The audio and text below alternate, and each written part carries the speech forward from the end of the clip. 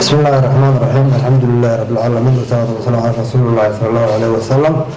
أما بعد waxaan ugu mahadnaqayaa gudoomiyaha golaha deegaanka degmada Berbera Dr. Adin gudoomiyaha waxbarashada Maxamed Ayaashe Xildhibaan Axmed Carab agaasimaha bulshada maamulaha Hira secondary school iyo dhammaan marti sharafta kala duwan ee ka soo qayb gashay xafladda qalinjebinta dufcadii afraad ee ka baxday dugsiga xirfadaha ee Hawdale Berbera inta kadib dugsiga Hawdale waxa la furay 2017 isagoo si wada kala duwan ku soo qalinjebiyay ardayda oo marar kala duwan ka kala qalinjebiyay degmada Berbera dufcadii afraad tirada dhantahay afarta arday oo bartay macmacaanka keega iyo decorationka guryaha iyo gawaarida wada dufcadii afraad ilaahay mahadle si gaar ah si guud oo hambalyeynaya ardaydaasi dadaalka iyo waqtiga ay geliyeen waxbarashada adduunyada maanta waxa ugu qaalisan oo ugu qurux badan qofka haysta xirfad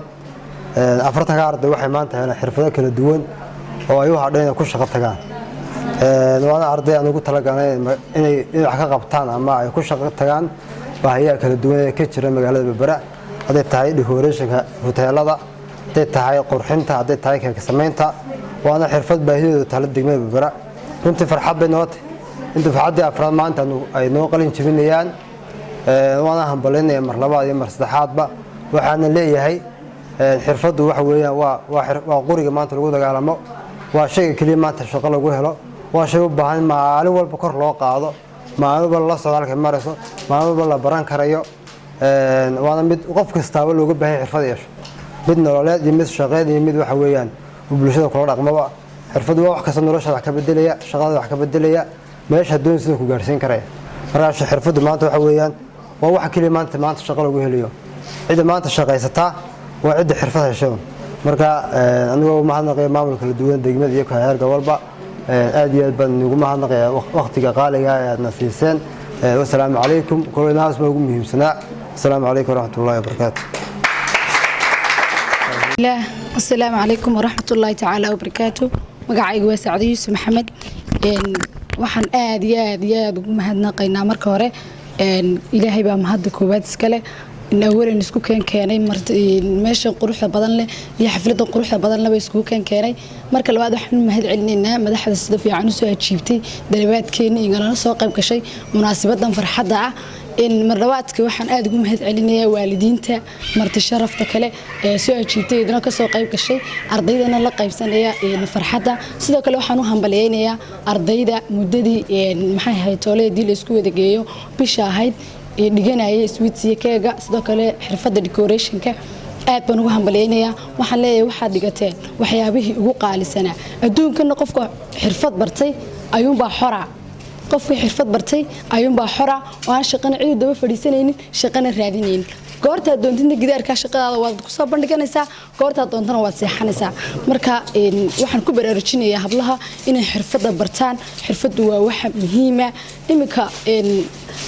xirfadaha aynu baranay waxaan sidoo kale aad ugu mahad celinayaa macallimadii iyaduna inta muddada ahayd qayb ka mid ah ardayda decorationka u dhigaysay maanta inoo soo bandhigtay decorationka quruxda badan leh halka inoogu xidhay iyadana aad iyo aad baan ugu hambalyeeynaynaa in way ahayd inaan anaguna keegag iyo macmacaanadii keeno laakiin waqtiga noo saamixi waayay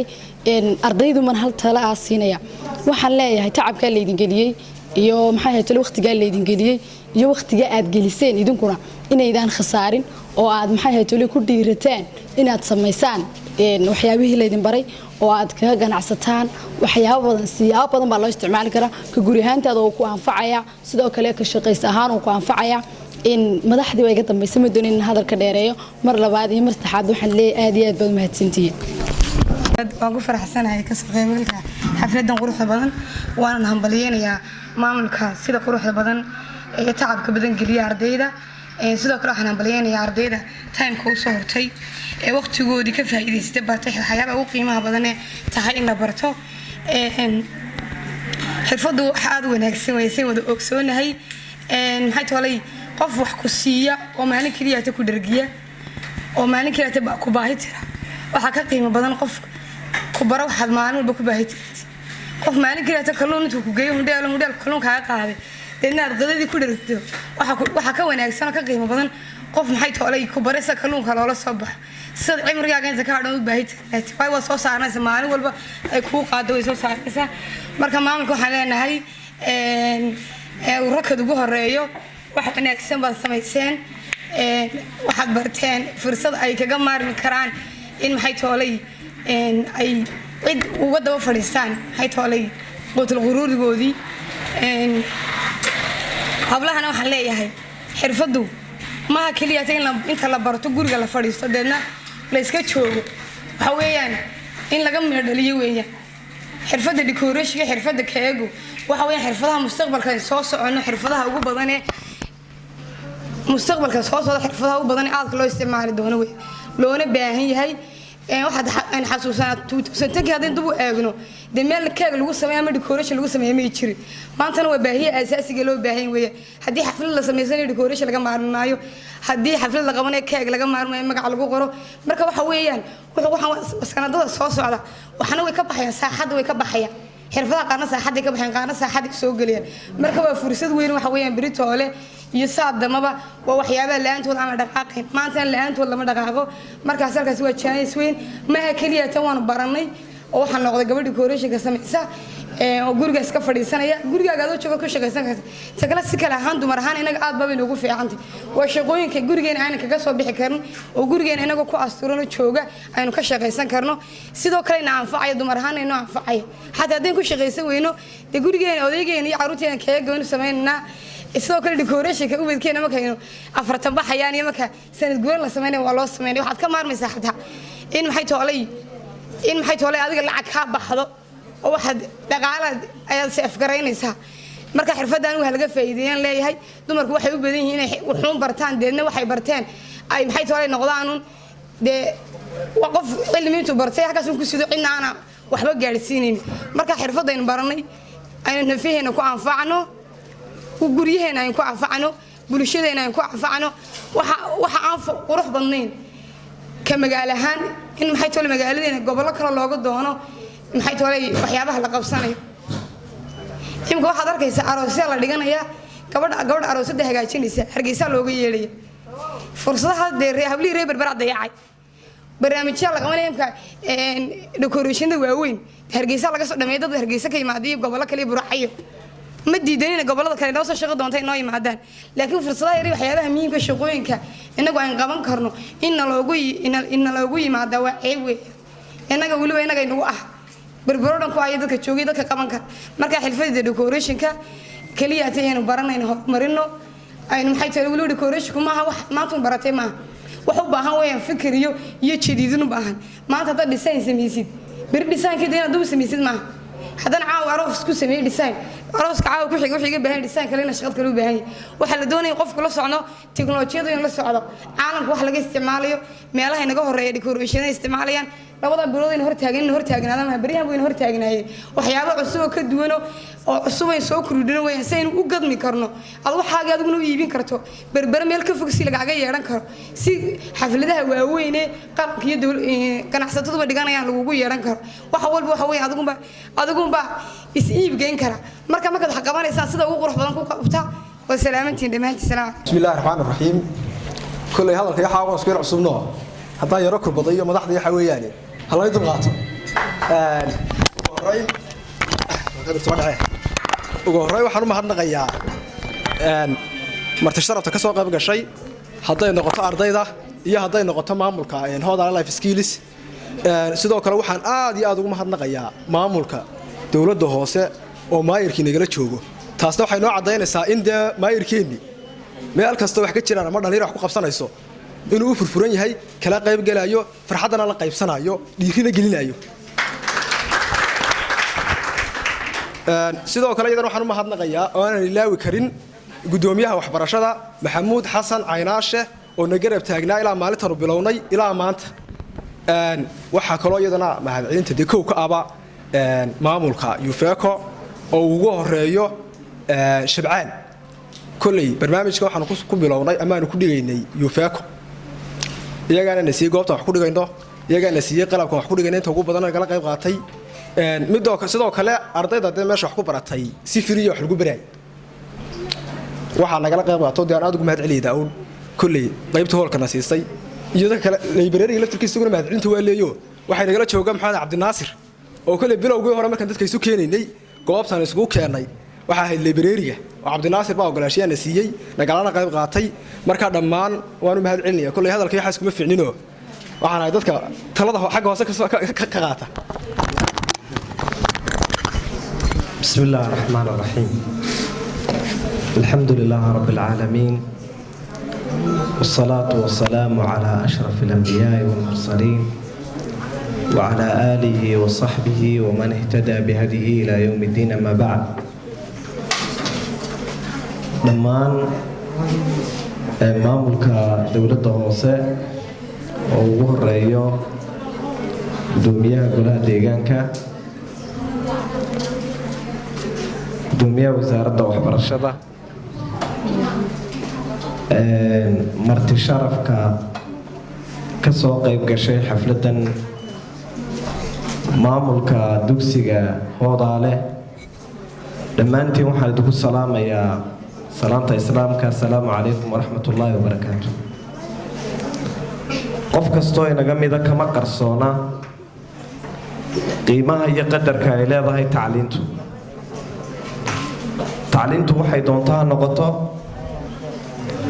ama tacliinta tooska waxa loo yaqaan ha noqoto ama taan tooska ahayn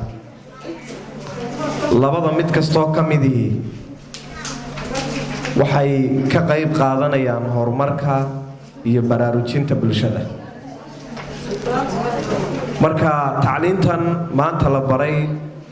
xirfadaha kala duwan hablaha waa horumarka degmadan ka socda ee hore iyo talaabo maalin kasta oo kamida maalmaha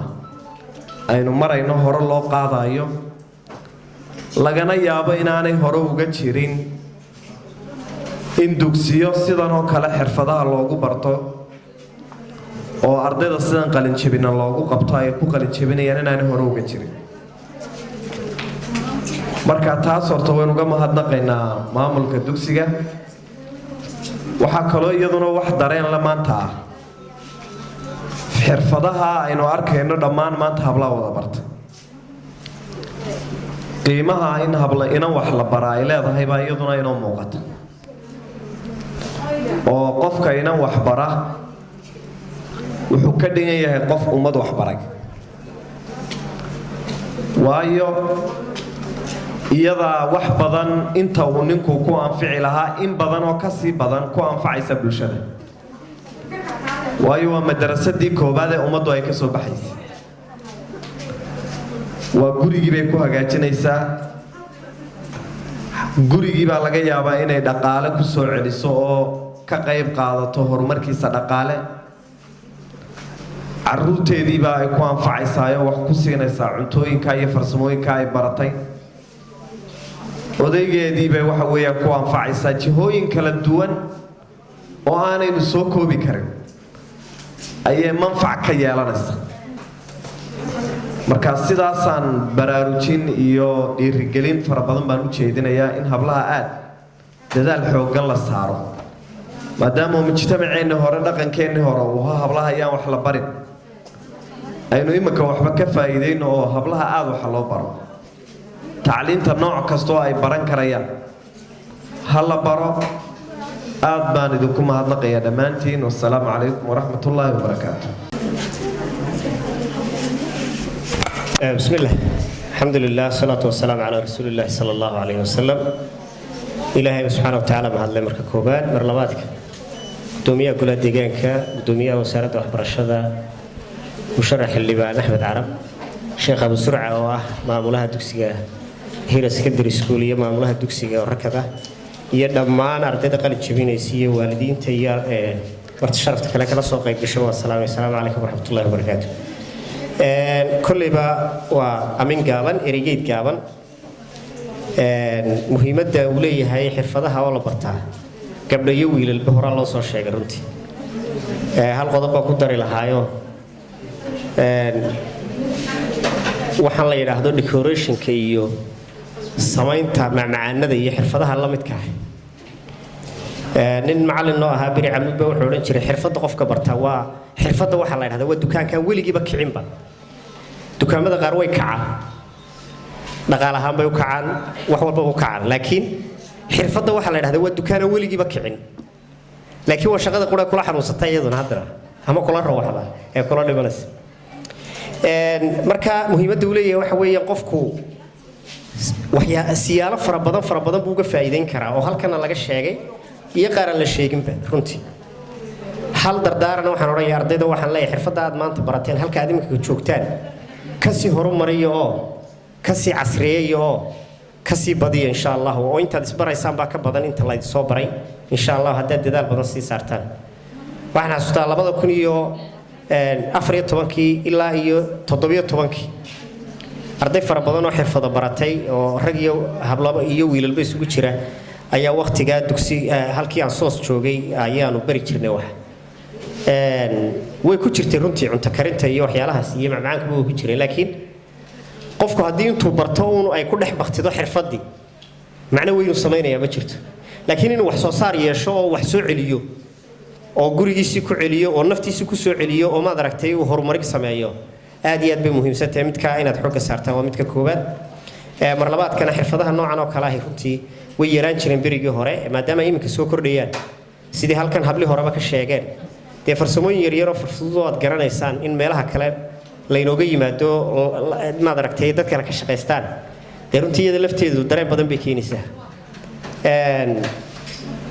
iminkana dee xaflado fara badan baaba iska jiro musharaxiintana wayna la joogaan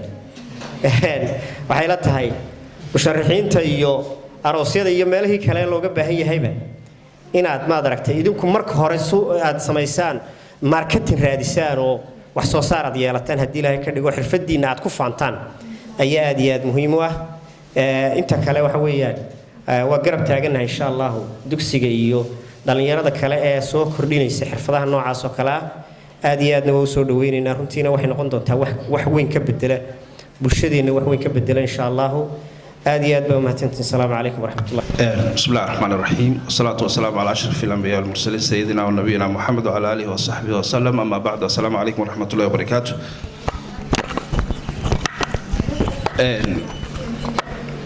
runtii sharaf weyn bay noo tahay inaanu ka soo qayb galno waxa weeyaan intaasoo 40 hablood ay ka qalin jabinaya waxa xirfadaha kala duwan ee decorationka iyo macmacaanka waxaan leeyahay waa muhiimadeeda leedahay ta koowaad waxa weeyaan bulshada inaynu ku anfacaynaa oo intaasoo habloodoo bartay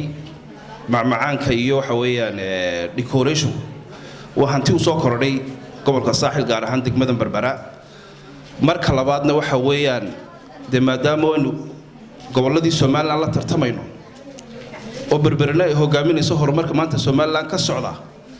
inaynu intan iyo in ka badan helaabo waxa weeyaan oo waxaan aad noo farxad gelinaya bulshadeena iyo midho u soo gay weeyaan macallimad sacdana waxa leeyahay de waa mujaahidad baan oran karaayo team halkana waxa weeyaan urur soo ka leeyahay hogaamisan dhowr boqol arday bay ka soo saartay maanta haddii hoodaale inta ka soo saartay waxa leeyahay ma sha Allah ilaahay gacanta ku barakeeyo cilmigu waxa kaliya ee marka la bixiyo kordha waxaan leeyahay 40kiina hablood sidaas sacdo oo kale wada wakiil noqda 40 hablood oo maanta u soo go'ay gobolka iyo degmadaba ahaadoo idinkuna waxa soo saartaan boqolaal arday hadalku kale waa kooban yahay laakiin fariinteeda ma ilaaweyne maalin baa lagu soo socota annaga iyo guddoomiyuhu waxaan dhahay ragga u tartamaya degmada Berbera min fadlakum maalinta 13 May codkiina u baahannahay codkiinaas waxa weeyaan lagu caawisan bal idinku codsanayna waxaanu rabnaa inaanu Berbera maanta halkay taagantay kor looga sii qaado de annaga maayirka u martibaan idinahay والسلام عليكم ورحمة الله. بسم الله الرحمن الرحيم والصلاة والسلام على أشرف الأنبياء والمرسلين والحمد لله رب العالمين. دمانتين أو وهريو دقة دقمة بربرة معلمين تا يما مرياش إن الله توجه حبلها حفلة الله قبته حرفة الدمية iyo ka soo qayb galayaasha kale waxaan ku salaamayaa salaanta islaamka assalaamu calaykum waraxmatullaahi wabarakaatuh bacda salaan runtii farxad bay tahay inaan ka soo qayb galo idinkala qayb galo xafladan sida wanaagsan loo soo diyaariyey ee lagu maamuusayo hablaha bartay xirfadda bartay dhammaystay marka ugu horeysa iskuulka iyo maamulka iyo macallimiinta waxaan uga mahad celinaynaa tacabkii iyo dadaalkii ay idin geliyeen ee halkan idinku soo gaarsiiyeen idinkana waxaan idin leenahay waa idinku hambaliyeynaynaa xafladda xirfadda aad barateen runtii waa iska kooban yahay raggii ugu horreeyay baa sheegay xirfaddu waxay horumarisaa nolosha bini aadanka ayay horumarisaa iyadoo ay xirfadda oo dhammiba ay runtii wax ku kordhiso nolosha iyo bulshada haddana tan aad barateen way ka duwan tahay waxa weeyaan qoyskii iyo gurigii iyo hantidii ugu muhiimsaneed ee aynu haysanay mid wax ku soo kordhinaysa oo wax ka taraysa noloshii qoyska wax ka taraysa marka inan wax la baro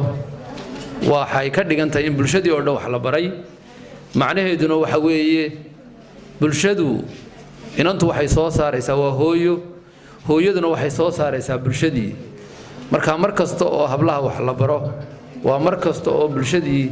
wax la baray weeyaan markay ugu yar tahay xirfaddan aad barateen ee cunto karinta ah waxay ka muuqanaysaa qoysaskii bay ka muuqanaysaa iyo guryihii bay ka muuqanaysaa runtii marka waa arrin aad u muhiima waa arrin aad u qiimo badan sidaa aad sheegteenna mar haddii aad wax barateen idina waxaa laydinka rajaynayaa inaad wax bartaan hablihii kale oo 40ka iyo 40 kaleba aad soo saartaan berberana waxay u tahay runtii arrin qiimo leh bay u tahay bulshada ku nool degmada berbera waxaan rajaynayaa inay wax badan ka bedeli doonto nolosha qoysaska degmada berbera inay wax badan ka bedeli doonto ugu dambeyn waxaan idinku hambaliyeynayaa xirfadda aad barateen waxaan idin rajaynayaa in runtii idinka iyo qoysaskiinaba ay wax badan ka bedesho xirfadaasu dardaaranka ugu dambeeya inta aad barateen uun runtii inay idin ku koobnaan idinkuna caqligiina baadhaan oo wax ku kordhisaan oo wax cusub aad ku soo kordhisaan wassalaamu calaykum waraxmatullaahi wabarakaatu bismillaahi raxmaani raxiim wabihi nastaciin calaa umuuri dunya waddiin marka hore ilaahay baa mahadle subxaana watacaala marka labaad waxaan ila qaybsanaynaa farxaddan jecelahay laba saddex qodob aan ka idhaahdo xirfaddiinnan iyo shaqadan iyo cilmigan aad barateen laakiin ere baa lagu yeer celceliyo ereygumaa doonay inaan keela horreysiiyo waa run musharax baan ahay laakiin bulshadu qof walba qofku doonayn buu doortaa qofna qof aanu doonayn ma doorto marka inta ilaahay noo sakhirana wayna dooranaysaa inta kalena inta ilaahay u sakhiray ha doorato marka qalbiga iyo damiirku halkuu rabo uun ayaynu leenahay ha aado kama warwarayno axmed carabna ma warwarayo aniguna ma warwarayo inta musharaxiintana ma warwarayso nin walba nasiibkiisuu qaadayaa laakiin nin walba waa calaamasanta wixii dooranaya dadkii dooranayay waxba yaa la isku mashquulin markaan u soo noqdo arrinkiinan waxaan jecelahay inaad garataan ama aad fahantaan waxaad baratay qofku wuxuu barto hadduu aamino waanu ka midho dhaliyaa waanu ka horamaraa laakiin haddii wuxuu barto aamini kari waayo ma gudbo waa hubaal wey taas haddaad aaminto imika waxaad baratay inaad ka midho dhaliso ood guulaysanaysaa haddii laakiin haddaad tahda yaan u sameeyaa keegba miyada cid baa la bari qabanaysa miyada cid baa xaflada samaysanaysaa laisbaba aroosanaya anigu maxaan ka qabanayaa oo naftaada quusta ku horreysiiso ma guulaysanaysid sidaa awgeed waxaan doonayaa marka koowaad maadaamuu qabyaalo caddaana ka taallo haween keliya tuma meel walba way cawdaano waxayga raggaa qaatay dee ragga waxooda u dhiga caawa mar haddaan nimbaydi mehelin dee waa wada qaateen oo in rag laga helaa kuwankii iyo kuwii waxaan sameynayay iyo inay qaybtooda qaataan kow waxaan idinku waaninayaa inaad ilaahay subxaana wa tacaala islaam baa tihiine aydu dhaqanka islaamka qaadataan oo aa ku tiirsanaataan oo baashan waa laga hayaamayaa waa acmaashaadunbaa lagu sii qorayaa wax kale meesha yaallaa adduunyada wax kale ma yaallaan acmaashaada aakhiruunbaa lasii qorayaa hadday wanaag tahayna waa sii tigaraysanaysaa hadday xumaan tahayna waa tigaraysanaysaa un dabadeedna marjaca meeshan u soconnaa gaaladu fishan ma lehe inagu fishan been lehnaa aakhiraa inaynu sacaadada iyo nolosha dambe ilaahayna geeyo oo waliba jannadayna geeyo qofka muslimka waa inuu ku tadaburaa aaminaa ilaahay weydiistaa jannata firdaws aclaa taas waa iga dardaaran qodobka saddexaadaan jecelahay inaan idila wadaago oo aan idila qaybsado oo waxaa baratay manfaciisa ah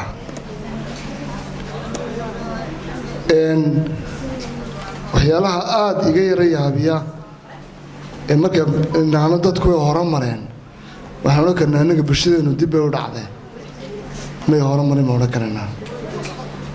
xagga imika shaqadan xirfaddan imika gacanta ku haysaan waayo waxaan xasuustaa anu waan ku garaadsaday dhowr iyo 70-kii 8-7-kii 9-7-kii wixii waalidiintay samayn jireen oo imika inta hindi la keeno ama dad ajnabiya la keeno dadkuba kuwii ugu jiraan ay iibsanayaan waxa gacantaada aad ku samayn karaysid waqtigaasaan noo garanaynay maantana dad kaloo ajnabiya lanoo keenaa oo inaga inoo sameeya dadna kuwii baynu jirnaa lacagta ayaynu hurnaa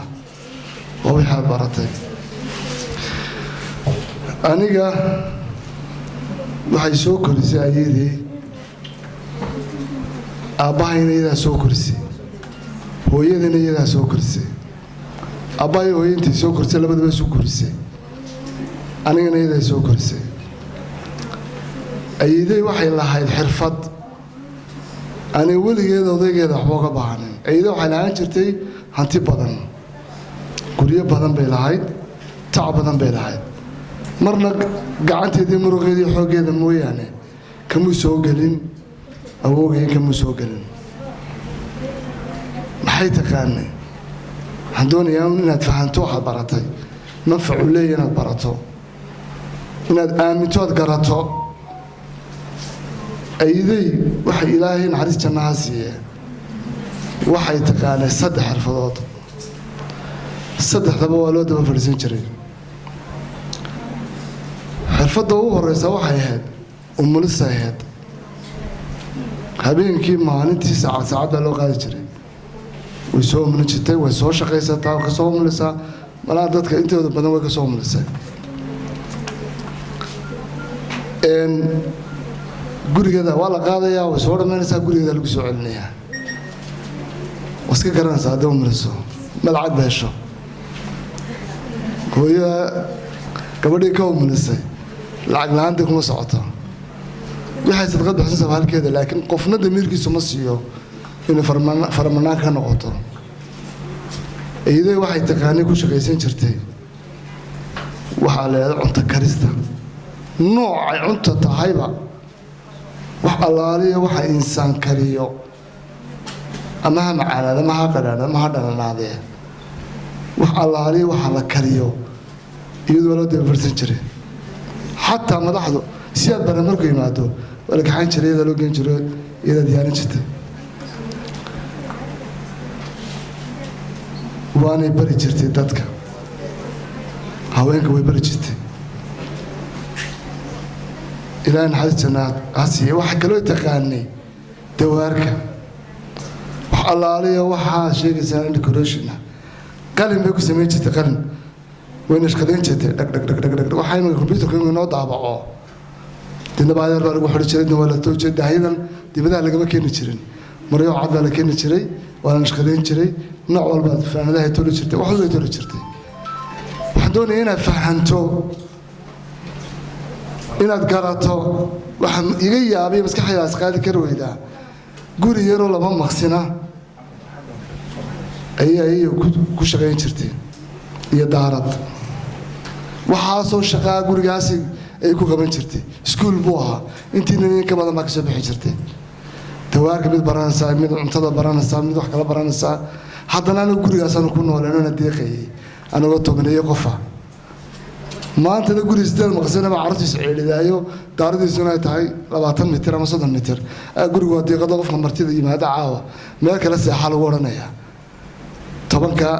labada qol iyo daarada beentaasoo shaqo ku qaban jirtay waxaan doonayaa inaad garato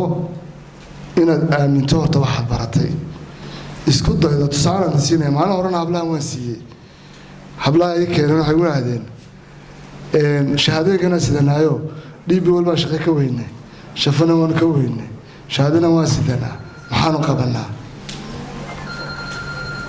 taladii aan siiyo marka la diisinayaa adoo imika waxbaad baratay macnaheedu dameeraha dadka lama kalaha adiga waxba kaama gelin hudhalada wayna furan meherada wayna shaqeeya waxba kaama gelin xirfadda taqaano haddaad iminka bays garayso adigu aad